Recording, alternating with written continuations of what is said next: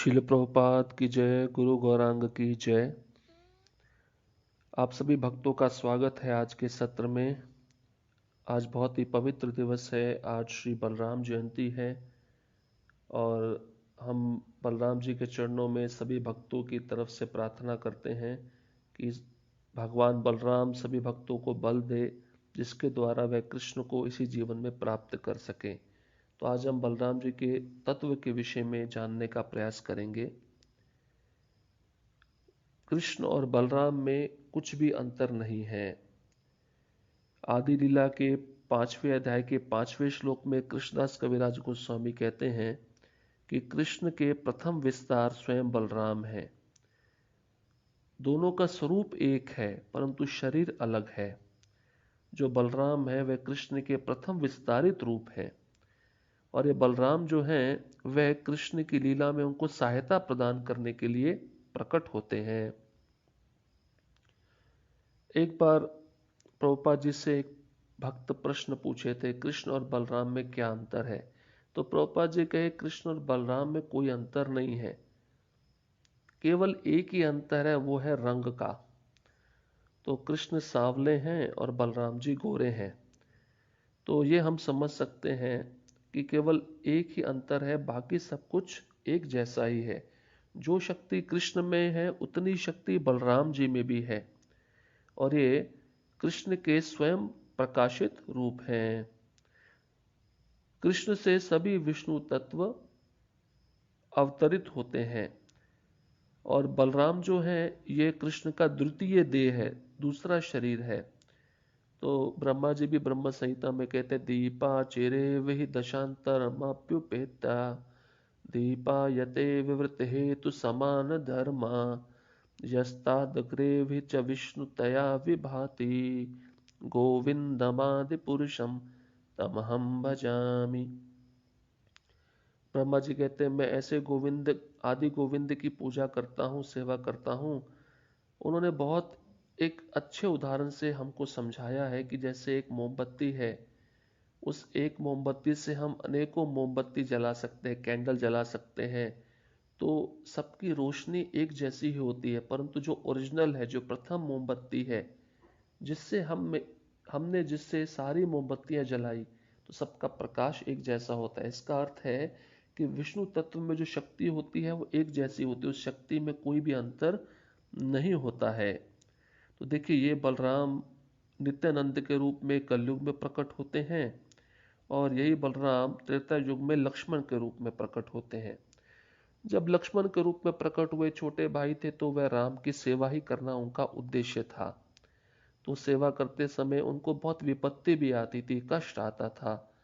परंतु जब उन्होंने विचार किया मैं छोटा बनकर आया तो मैं बहुत ही विपद संकट से घिर गया, तो अभी मैं बड़ा होके आऊंगा, परंतु मेरा अहंकार ऐसा नहीं है कि मैं बड़ा बन के आऊं। बड़ा होने पर भी मेरा उद्देश्य रहेगा मैं कृष्ण की ही सेवा करूं। तो देखिए, कृष्ण की सेवा करने के लिए स्वयं बलराम 5 रूपों में अपना विस्तार करते हैं। जैसे 5 रस हैं, शांत रस, दास्य रस, सख्य रस, वात्सल्य रस और माधुर्य रस। तो शांत रस में बलराम जी जो भगवान का मुकुट है, उनके वस्त्र हैं, उनके अलंकार हैं और स्वयं यहाँ तक कि गोलोक वृंदावन जो धाम है और उनके जो पादुका है, उनका जनेऊ है, ये सब रूप धारण करते हैं। भगवान बलराम इसी स्वरूप में कृष्ण की सेवा शांत रस में करते हैं। दास्य रस में बहुत सुंदर सेवा है। देखिए, जब कृष्ण और बलराम क्रीड़ाएं करते थे तो कृष्ण खेलते खेलते बहुत थक जाते थे और थकने के बाद कृष्ण बलराम अपने बड़े भाई दाऊ को कहते थे, भैया मैं बहुत थक गया हूँ, कृपया करके मेरे चरणों को दबा दीजिए, मेरे को बहुत दर्द हो रहा है। तो बलराम जी तो समझते थे कृष्ण कभी थक नहीं सकते, वो तो स्वयं भगवान है। परंतु उस लीला में आनंद लेने के लिए, उस रस का वर्धन करने के लिए बलराम जी कृष्ण के चरणों को दबाते थे, मसाज करते थे और ये सेवा करके वह कृष्ण को बहुत ही आनंद प्रदान करते थे। फिर सख्य रस दोनों मित्र होके खेलते थे, दोनों की टीम बनती थी, एक कृष्ण की और एक बलराम की। तो विभिन्न प्रकार के खेल हैं, रस्सा कशी खेलना, लुका छिपी खेलना। उसमें जब कृष्ण हार जाते थे, बलराम की पार्टी जीत जाती थी, तो कृष्ण कभी कभार चीटिंग करते थे और झगड़ा भी करते थे दाऊ जी के साथ में। और दाऊ जी जानते थे छोटा है तो इसकी इच्छा को पूरा करना चाहिए। तो इस प्रकार से सख्य रस में बलराम जी कृष्ण के संग में रहकर उनको आस्वादन प्रदान करते थे, कृष्ण के साथ क्रीड़ाएं करके, खेल कूद करके। क्योंकि ज्यादा उम्र का अंतर नहीं था कृष्ण और बलराम में। इस प्रकार से सख्य रस का वे आस्वादन लेते हैं। वात्सल्य रस में बहुत ही मुख्य है कि यशोदा माता कहती थी बलराम जी को कि तुम कृष्ण के साथ सदैव रहना और माता पिता के रूप में इनकी रक्षा करना जब मैं कृष्ण के साथ ना हूं। तो वात्सल्य रस में कभी कभार कृष्ण को बलराम जी प्रेम करते थे और कोई दुर्घटना ना हो तो उनका रक्षण करने के लिए सदैव उनके साथ में रहते थे। जैसे आप जानिए कि जब बलराम जयंती आई तो उस समय ब्रह्म विमोहन लीला हुई। और जब कालिया नाग को नाथा कृष्ण ने, उस समय भी बलराम कृष्ण के साथ नहीं थे, उस दिन भी बलराम जयंती थी जो आज का दिवस है। तो वात्सल्य रस में बलराम जी कृष्ण के माता पिता के रूप में रहकर उनका रक्षण करते हैं बहुत बड़ी बड़ी विपदाओं से। और जो माधुर्य रस है, सबसे श्रेष्ठ रस माना गया है, उस रस में बलराम जी श्रीमती राधा रानी की छोटी बहन अनंग मंजरी का रूप धारण करके कृष्ण की सेवा करके उनको आनंद प्रदान करते हैं। ये अनंग मंजरी जो है राधा रानी से भी अधिक सुंदर है, क्योंकि राधा रानी की छोटी बहन है। तो हम देख सकते हैं पांचों रसों में उनका एक विशेष योगदान रहता है कि मैं कृष्ण की सेवा कैसे करूं। देखिए बलराम जो है वो सेवक भगवान है और कृष्ण जो है सेव्य भगवान है।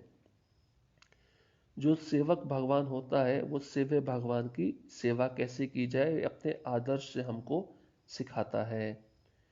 तो बलराम जी को आदि गुरु भी माना गया है। हमारी गुरु परंपरा में जितने गुरु हैं उन गुरुओं का आदि स्रोत स्वयं श्री बलराम जी हैं।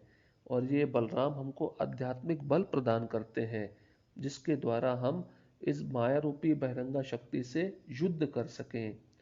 तो जब हम गुरु को शरणागत हो जाते हैं और गुरु के बताए हुए मार्ग पे चलते हैं, उनका आज्ञा का पालन करते हैं और गंभीर रूप से उनकी सेवा करते हैं, तो निश्चित रूप से हमें बलराम जी की कृपा प्राप्त हो जाती है।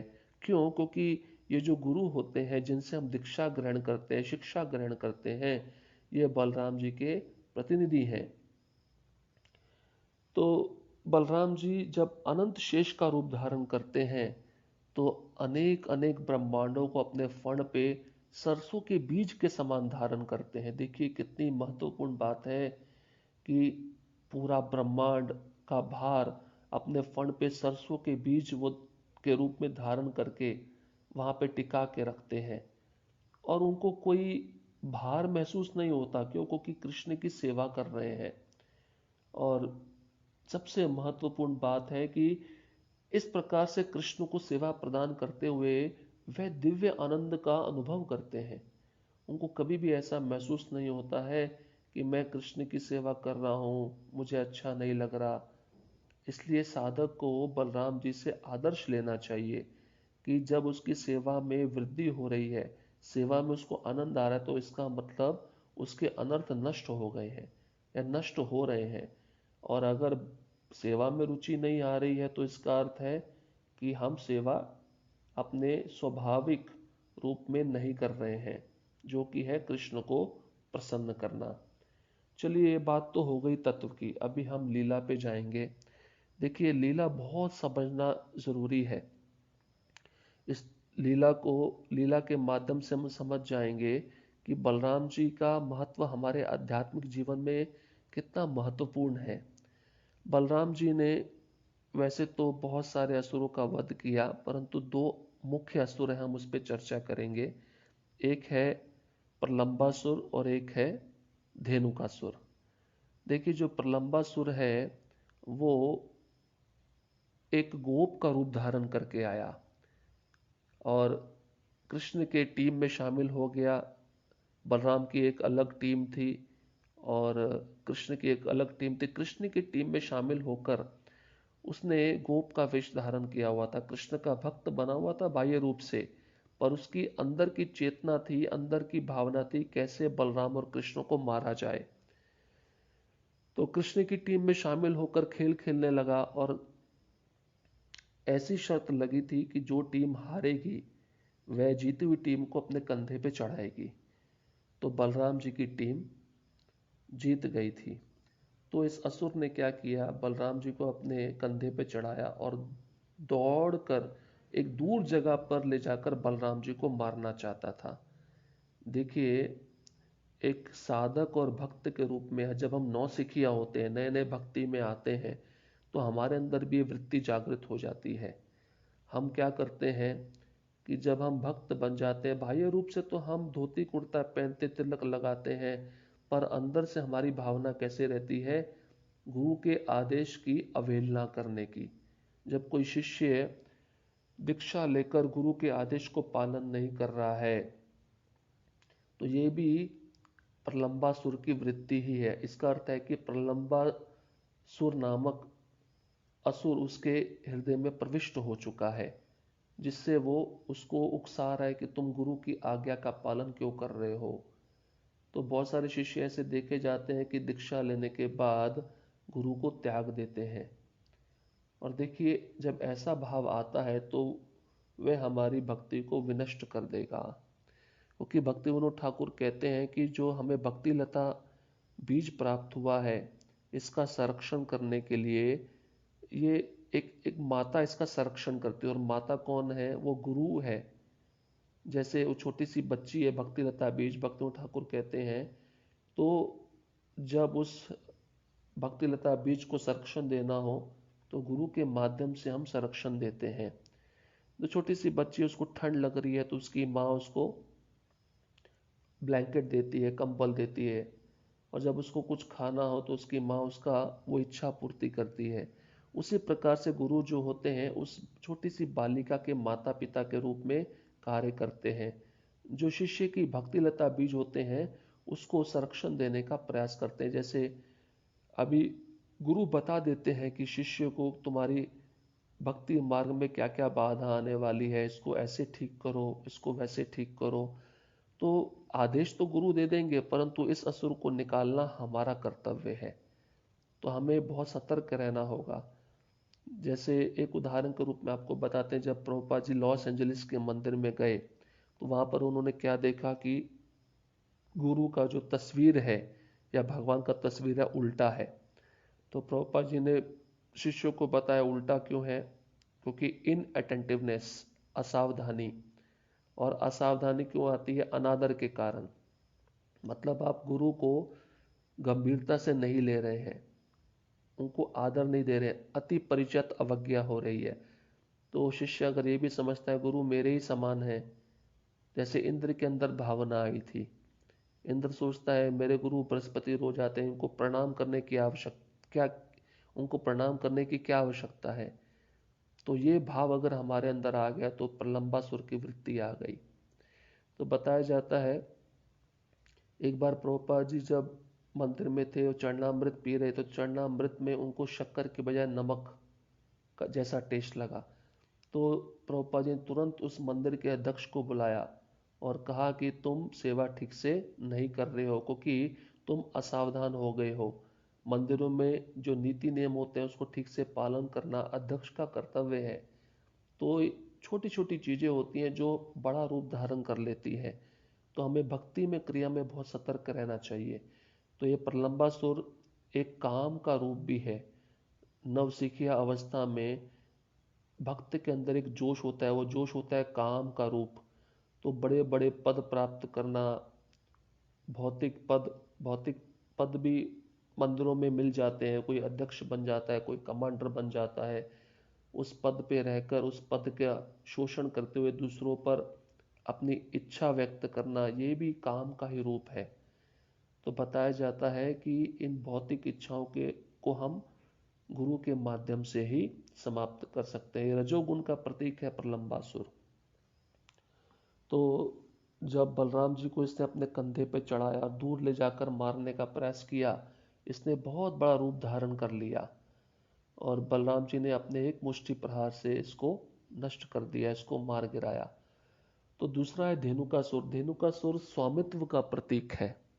देखिए, ताल वन में रहता था गधे के रूप में, और जो ताल वन में जो वृक्ष पे फल उगते थे, ताल फल, किसी को खाने नहीं देता था। वो सारे फल कहाँ पहुंचाता था? कंस के पास पहुंचाता था। देखिए कि वो जो वृंदावन है किसका है? कृष्ण बलराम का है। तो उनके घर में ही अपना घर बनाकर रहता था और उनको आने नहीं देता था। तो धेनुकासुर और अपने अनुचरों के साथ रहता था। जब कृष्ण और बलराम के जो सखा हैं उन्होंने कहा कि हमें भूख लगी है, हमें कुछ खाने के लिए दीजिए, ताल वन में जो फल है हमने सुना है बहुत मीठे हैं। तो ये सुनकर कृष्ण बलराम मुस्कुरा दिए। देखिए, हम सोच सकते हैं कि गोलोक वृंदावन में भूख नहीं लगती है, तो यहाँ पर सखाओं को भूख कैसे लग गई? तो बताया जाता है वह सखा स्वयं खाना नहीं चाहते थे, कृष्ण बलराम को देना चाहते थे। इसलिए उन्होंने कहा हमें भूख लग रही है, हमें लाके दीजिए, जिससे हम आपको अर्पण कर सके। उनके मन में ये विचार था। तो जब बलराम जी गए, बलराम जी ने क्यों मारा धेनुकासुर को, कृष्ण ने क्यों नहीं मारा? क्योंकि ये धेनुकासुर पूर्व जन्म में बाणासुर का पुत्र था और भगवान ने नरसिंह अवतार में प्रहलाद महाराज को आश्वासन दिया था कि मैं अब तुम्हारे कुल में किसी भी व्यक्ति को नहीं मारूंगा। तो हिरण्यकशिपु का पुत्र हुए प्रहलाद, प्रहलाद के पुत्र हुए विरोचन, विरोचन के पुत्र हुए बलि महाराज, और बलि महाराज के पुत्र हुए बाणासुर, और ये बाणासुर का पुत्र था। तो बताया जाता है गधे के रूप में रहकर किसी को भी अपने क्षेत्र में प्रवेश करने नहीं देता था। तो जब बलराम जी आए और जोर से उस वृक्षों को हिलाया और इतने सारे फल गिरने लगे, तो गुस्से में आकर बोलने लगा, कौन है, कौन यहाँ पे आया है? तो तुरंत उसने अपने पाँव के पीछे के जो दो पाँव होते हैं उससे बलराम जी की छाती पे प्रहार किया। देखिए, स्वामित्व भाव कि जीव के अंदर, साधक के अंदर नौसिखी अवस्था में जब स्वामित्व भाव आ जाता है तो वह अपने गुरु का अवहेलना करने लगता है। वो प्रत्येक वस्तु पे अपना हक जताना चाहता है। तो यही धेनुकासुर का प्रतीक है, जो गधे के रूप में हमारे हृदय में रहता है। तो प्रलंबासुर रजोगुण था और धेनुकासुर तमोगुण है। तो स्वामित्व की भावना में आकर वो अपने गुरु की अवहेलना करता है, उनकी गुरु की आज्ञा का पालन नहीं करना चाहता। तो हमें विशेष रूप से समझना होगा कि ये जो धेनुकासुर है, प्रलंबासुर है, बहुत बड़े दो मुख्य असुर हैं। इनका विनाश बलराम जी की कृपा से होता है, जो गुरु के प्रतिनिधि रूप में हमारे समक्ष दीक्षा के रूप में, दीक्षा गुरु के रूप में और शिक्षा गुरु के रूप में रहते हैं। तो धेनुकासुर तो जोर से प्रहार किया, प्रहार करते ही बलराम जी ने क्या किया, उसके दोनों टांगों को पकड़कर जोर जोर से घुमाया और घुमा के उसको ताल वृक्ष पे फेंक दिया, जिससे उसका अंत हो गया। तो ये आसुरी वृत्ति है, गुरु को ना आने देना। जैसे कई शिष्य होते हैं अपना मठ अलग होके संस्था से अपना मठ स्थापित कर लेते हैं, और गुरु जब आना चाहते हैं तो गुरु को आने नहीं देते। इसको कहते हैं धेनुकासुर की वृत्ति। तो इस वृत्ति को हमें अपने हृदय से तुरंत ही निकालना पड़ेगा। जब हम गुरु का यथारूप आज्ञा पालन करेंगे जैसा उन्होंने बताया है, तो ये दोनों असुर हमारे हृदय में प्रवेश नहीं कर पाएंगे। तो आज बलराम जयंती है। हम सभी भक्तों के चरणों में प्रार्थना करते हैं, बलराम जी से प्रार्थना करिए, उनका गंभीरता रूप से आश्रय लीजिए। जैसे कृष्ण को मक्खन पसंद है, बलराम जी को मद पसंद है, शहद। तो आज बलराम जी को शहद अर्पण करिए। बलराम जी इसको देखकर बहुत प्रसन्न हो जाते हैं। तो ऐसी बहुत सारी लीलाएं हैं। हमें आज बलराम जी का आश्रय लेना है, क्योंकि इनकी कृपा के बिना हमको कृष्ण की प्राप्ति नहीं हो सकती, और इनकी कृपा की प्राप्ति हमें अपने गुरुजनों के द्वारा, आचार्यों में परंपरा में हमें आचार्य के द्वारा प्राप्त होती है। तो आज का सत्र हम यहीं पे समाप्त करते हैं। पुनः सबको बलराम जयंती की बहुत ही हार्दिक शुभकामनाएं। बलराम जी आपके जीवन में आध्यात्मिक बल प्रदान करें, आपके भक्ति का संरक्षण करें और आपको सेवा प्रदान करें, जिससे कि आप कृष्ण को प्रसन्न कर सकें। हरे कृष्णा कृष्ण कृष्ण हरे हरे, हरे राम राम राम हरे हरे। शिल प्रभुपाद की जय, गुरु गौरांग की जय।